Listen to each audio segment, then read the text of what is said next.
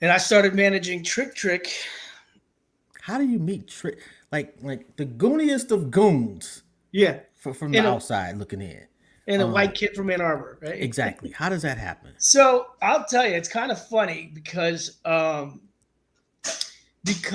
okay, so when I was, well, D12 only had two albums, so you Okay. know, Yeah. but I was very heavily involved with Proof's career as well, Rest in his solo peace. career, rest in peace, and so I was booking Proof a lot of solo shows, and he had his album coming out, the Searching for Jerry Garcia album that came out, and I, Dope, you know, dope album, by the way. yeah, such a dope album, and Yes.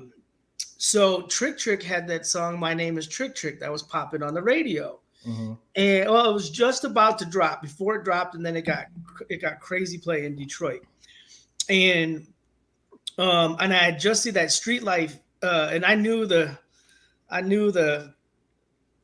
Trick Trick, I knew what he was all about, right? Right. Matter of fact, I was when Everlast came, and there was a situation at St. Andrews when Everlast was talking shit about Eminem. I was training to do shows, and that's when the Goon Squad paid a big visit, and there was a legendary story about that. So I, I learned, or I saw that firsthand, and then the Street Life DVD had just came out. Wait. You can't tell the story?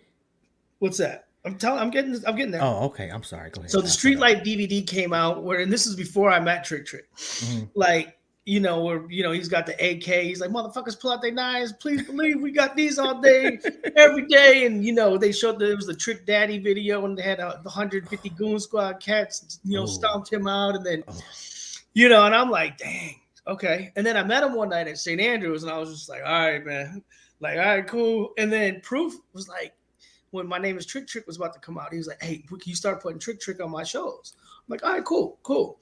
So I had a bunch of dope shows. And then I remember one night at St. Andrews, uh, Proof or Trick went to Proof. It was like, hey man, who's getting all these shows, man? Who's doing all this for you? And I'm like, oh shit.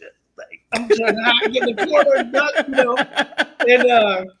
And he's like, Mikey right there. And I'm like, Trick's like, I need to holler at you. I'm like, all right.